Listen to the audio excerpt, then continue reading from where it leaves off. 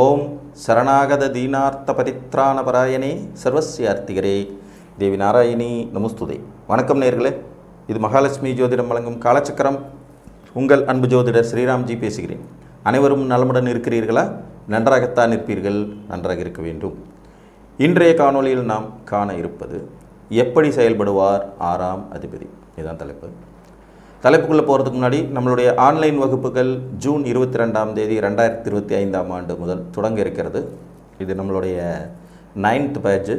Already 8 batch students படித்து முடிச்சிட்டாங்க. இது 9வது வகுப்பு. உயர்நிலை ஜோதிடம் சண்டே கிளாஸ் இருக்கும். விருப்பம் உள்ளவங்க கீழ்கண்ட வாட்ஸ்அப் எண்ணுக்கு தொடர்பு கொள்ளுங்கள்.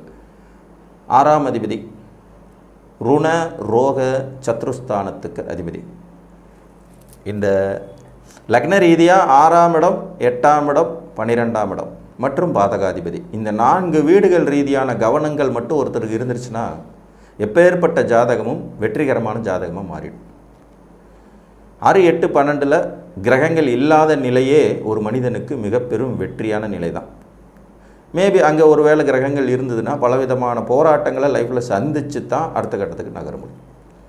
இதில் 6ஆம் அதிபதியினுடைய செயல்பாடுகள் எப்படி இருக்கும், அவர் எங்கே இருந்தால் எந்த மாதிரியான செயல்பாடுகளை தருவார் அப்படிங்கிறத பார்க்கலாம். பொதுவாக லக்னத்தில் 6ஆம் அதிபதி இருக்கவே கூடாது. அப்படி இருந்தார் அப்படின்னா ஜாதகரின் செயல்பாடுகளே, அவருடைய நடவடிக்கைகளே இவர்களுக்கு எதிரியையும் நோயையும் கடனையும் உருவாக்கி விட்டுரும். இப்போ ஒருத்தர் அளவுக்கு மீறி தண்ணி அடிக்கிறார், லக்னத்தில் 6ஆம் அதிபதி இருக்கார். டாக்டரை பார்க்குறாங்க, நிறுத்த மாட்டேங்கிறாரு. எப்போ கிட்னி போயிருங்கிறாரு, நிறுத்த மாட்டேங்கிறாரு. உங்கள் லிவர் டேமேஜ் ஆயிடுச்சுங்கிறாரு, நிறுத்த மாட்டேங்கிறாரு. தண்ணி அடித்தே இறந்து போகிறார். இது லக்னத்தில் 6ஆம் அதிபதி இருக்கிறதுடைய விளைப்பாடு. தேவையே இல்லாமல் யாருக்கிட்ட பார்த்தாலும் வாக்குவாதம் பண்ணுறார், தகராறு பண்ணுறார், எதிரியை உருவாக்குறார், சொந்தக்காரங்களை மதிக்க மாட்டேங்கிறார். 6ஆம் அதிபதி லக்னத்தில் இருக்கிறார். கண்ணில் பட்ட நபர்கள்ட்டெல்லாம் கடனை வாங்குறாரு, யாருக்கும் சொன்னபடி திருப்பி கொடுக்கறதில்ல, கடன்லேயே வாழ்க்கையை நகர்த்திடணும்னு நினைக்கிறாரு. 6ஆம் அதிபதி லக்னத்தில். உடம்புல தீராத நோய் இருக்குது, இவராக உருவாக்கிக்கிட்டதாகவும் இருக்குது, அல்லது பிறவி கோளாறுகள்லையும் வருது. 6ஆம் அதிபதி லக்னத்தில். ஸோ லக்னத்தில் 6ஆம் அதிபதி இருந்தால் ஜாதகர் தனது செயல்பாடுகளாலேயே இந்த ருண ரோக சத்ருஸ்தானத்தை உருவாக்கிக்குவார்.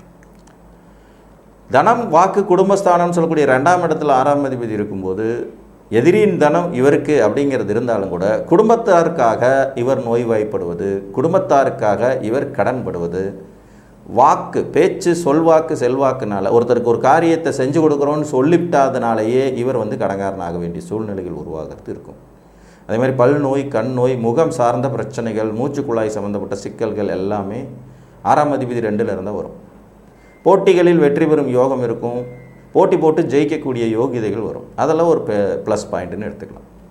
ஆனால் அதே நேரத்தில் குடும்ப வாழ்க்கையில் சிக்கல்கள் ஏற்படுவது, இரு திருமணம் ஏற்படுவது, திருமண முறிவு ஏற்படுவதுங்கிற மாதிரியான பலனையும் இந்த இடத்துல அவர் கொடுத்துருவார். 6ஆம் அதிபதி 3ஆம் இடம், ஒரு உபஜயஸ்தான அதிபதி இன்னொரு உபஜயஸ்தானத்தில்ங்கிற வகையில் இது ஒரு மாதிரி நல்ல இடம் தான். இது மோசம்னு சொல்லிட முடியாது. இந்த இடத்துல அவர் இருக்கும்போது கொஞ்சம் நெகட்டிவ் பலன்கள் இருக்கவே செய்யும், இருந்தாலும் பாசிட்டிவ் பலன்களும் இருக்குங்கிறதுனால இது ஒரு மாதிரி 50-50 சாய்ஸில் போயிடும். 50% நல்லது, 50% கெடுதல் அப்படிங்கிற மாதிரி இருக்கும். நண்பர்கள் விரோதி ஆகிறது, சகோதரர்கள் விரோதி ஆகிறது, இவர்கள் முயற்சியினாலே சில பிரச்சனைகள் ஏற்படுவது, ஒப்பந்தங்களினால் கடன் ஏற்படும் சூழ்நிலைகள் உருவாவது, அந்த மாதிரியான அமைப்புகள் ஏற்படும். 4ஆம் இடத்தில் 6ஆம் அதிபதி சொத்து வாங்குறதுல சிக்கல், கல்வியில் தடைகள், கல்வி கற்பதில் இடைஞ்சல், தாயாதி வர்க்கம் பிரச்சனையாகிறது, தாயாருக்கு உடல்நிலை சரிவு ஏற்படுறது, ஜாதகர் தன்னுடைய சுகத்தை சரியாக பேணி பராமரிக்காமல் போயிடுறது. ஜாதகரை குறிக்கிறது 4 இல்லையா? வீட்டுக்கு பக்கத்தில் எதிரி உருவாகிறது, இடம் வாங்கிறது, வீடு கட்டுறதுல எப்போதும் பிரச்சனை இருக்கிறதுங்கிற மாதிரியான அமைப்புகளை கொடுக்கும். 6ஆம் அதிபதி 5ஆம் இடத்துல ரொம்பவுமே சிரமமான ஒரு அமைப்பு. பூர்வ புண்ணியம் கெட்டு போகிறது, புத்திரர்கள் கெட்டு போகிறது, பெத்த பிள்ளைங்களே விரோதியாக போயிடுறது, கௌரவம் புகழ் அந்தஸ்து எப்போ வேணாலும் கெடுறது. இது 6ஆம் இடத்துக்கு விரயஸ்தானம்ங்கிறதுனால சொத்தை விற்று கடன் அடைக்கக்கூடிய சூழ்நிலைகள் உருவாகிறது, அல்லது கடனால் சொத்துக்கள் அழிஞ்சு போயிடுறது, குழந்தைகளுக்கு நோய் வந்துடுறது, காதல் விவகாரங்களில் சிக்கி பேரை கெடுத்துக்கிறது, பூர்வீகத்திலேயே வசிக்க முடியாத சூழ்நிலைகள் உருவாகிறதுங்கிற மாதிரியான வாய்ப்புகள் ஏற்படும். அப்படி செயல்படுவார். 6ஆம் இடத்துலேயே 6ஆம் அதிபதி இருக்கார். இது ரொம்ப ரொம்ப மோசம். லக்னாதிபதி மட்டும் பவராக இல்லைன்னா ஜாதகர் மிக கடுமையான துன்பங்களுக்கு ஆளாக வேண்டியது இருக்கும். பிறந்தது முதலே நோய், பிறந்தது முதலே எதிரி, பிறந்தது முதலே கடன், அந்த மாதிரி ஏதாவது ஒன்று மாற்றி வந்துக்கிட்டே இருக்கும். நான் சமீபத்தில் ஒரு ஜாதகம் பார்த்தேன். 6ஆம் இடத்துல 5 கிரகங்கள். 6ஆம் இடத்துல 5 கிரகம். பிறந்தது முதலே நோய், மூளை வளர்ச்சி குறைந்த பிறப்பு, வளர வளர தான் சரியாகும், நம்பிக்கை தான் வாழ்க்கைங்கிறது மாதிரி ஓடிட்டுருக்கு. அந்த 6ஆம் இடம் ஒழுக்கக்கூடாதுங்கிறதுக்கு இது ஒரு உதாரணம். 7ஆம் இடத்துல 6ஆம் அதிபதி, வாழ்க்கை துணையினால் பிரச்சனைகள், வாழ்க்கை துணை விஷயத்தில் சிக்கல் ஏற்படுறது, திருமணம் முறிந்து போகிறது, கூட்டாளிகளால் சிக்கல், சமுதாயத்துக்கு உங்களுக்கு ஒத்துப்போகாமல் போயிடுறது, சமுதாயத்தின் வழியால் தண்டனைகள் அனுபவிக்கிறது, கூட்டுத் தொழிலில் பிரச்சனை ஏற்படுறது, பங்காளி சண்டை உருவாகிறது, சொத்து தகராறு ஏற்படுறது, இந்த மாதிரியான அமைப்புகளை கூட அங்கிருந்து ஆக்டிவேட் பண்ணுவார். இருக்கிற இடத்துலேருந்து பிரச்சனையை கிளப்புறது தான் அந்த 6ஆம் அதிபதி 8ஆம் அதிபதிகளுடைய வேலை. 8ஆம் இடத்துல போய் உட்கார்ந்துட்டுருக்கார். திடீர் விபத்து, கண்டங்கள், திடீர் அதிர்ஷ்டம்னு இருக்கும். இது கொஞ்சம் விபரீத ராஜயோகங்கிறதுனால இந்த இடமும் கொஞ்சம் 50-50 சாய்ஸ் மாதிரி தான். 6ஆம் அதிபதி 3ல் இருக்கிறது ஒரு 50-50 சாய்ஸ்னால் 8ஆம் இடத்துல இருக்கிறது ஒரு 50-50 சாய்ஸ். கடுமையான சிக்கல்கள் பிரச்சனைகளுக்கு பிறகு ஒரு ரிலீஃபிங் அப்படிங்கிறது மாதிரியான ஒரு இது இருக்கும். மிகப்பெரிய வீழ்ச்சிக்கு பிறகு வளர்ச்சி அப்படிங்கிறது மாதிரி மாற்றி மாற்றி தரும். பட் சடுதியில் உயிர் பிரிதல், மிகப்பெரிய விபத்துகளில் மாட்டக்கூடியது, மிகப்பெரிய அசிங்கத்தில் மாட்டக்கூடியது, குற்றச் செயல்களில் ஈடுபடுறதுங்கிற மாதிரியான பல மோசமான பலன்களையும் இந்த இடத்துல ஒழிச்சு வச்சுட்ருவோம். 9ஆம் வீட்டில் போய் 6ஆம் அதிபதி உட்கார்றார். இப்போ நீங்கள் மேச லக்னம், உங்களுக்கு 6ஆம் அதிபதி புதன் 9ஆம் இடத்துல போய் உட்கார்றார். தகப்பன் விரோதியாகிறது, தாய்மாமன் விரோதியாகிறது, அந்த காரகத்துவமும் விரோதியாகும், ஆதிபத்தியத்தையும் கெடுக்கும். குருமார்கள் விரோதியாகிறது. ஒரு +2 பையன், அவன் மேலே ஒரு கேஸ். கடக லக்னம் 9ஆம் இடத்துல குரு ஆட்சி தான், பாக்கியாதிபதி. கூடவே 8 கூடை சனியும் இருக்கார். பாத்தியாரை அடிச்சுட்டான். எப்படி உங்களுக்கு புரியுதா? 6ஆம் அதிபதி 9ல் இருக்கார், குரு விரோதி ஆகிறாரு. பாத்தியார் இவனை ஏதோ கெட்ட வார்த்தை சொல்லி திட்டுவிட்டார் போல இருக்கு.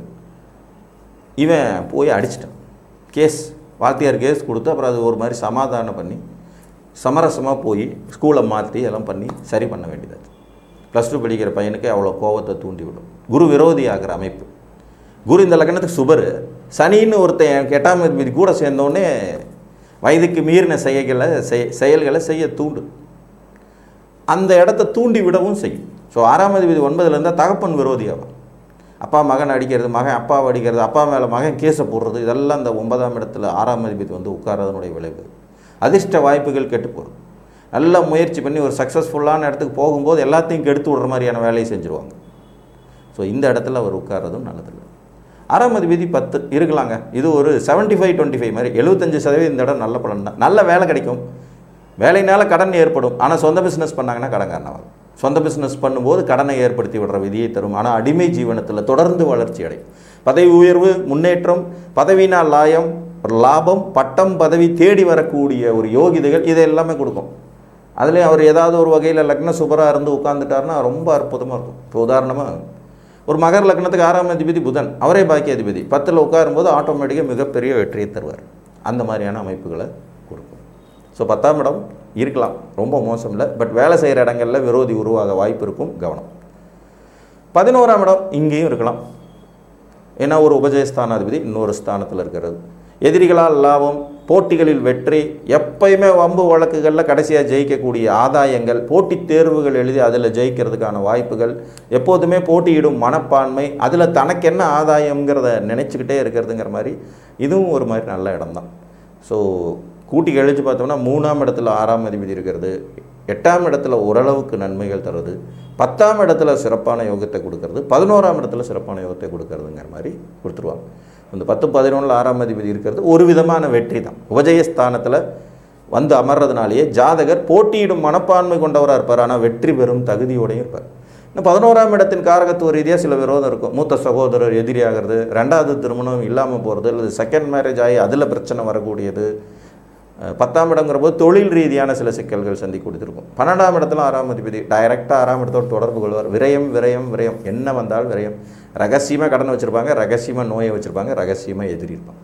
எதிரி எல்லாமே இருக்கும், வெளியில் தெரியாத மாதிரி மேக்கப் பண்ணுவாங்க. லக்னாதிபதியின் வலுவை பொறுத்து இந்த வீட்டை சமாளித்து கொள்ள முடியும். ஸோ 6ஆம் அதிபதி எப்படி செயல்படுவார்? இருக்கிற வீட்டின் தன்மையில் தனது 6ஆம் ஆதிபத்தியத்தை கொடுக்க பார்ப்பார்.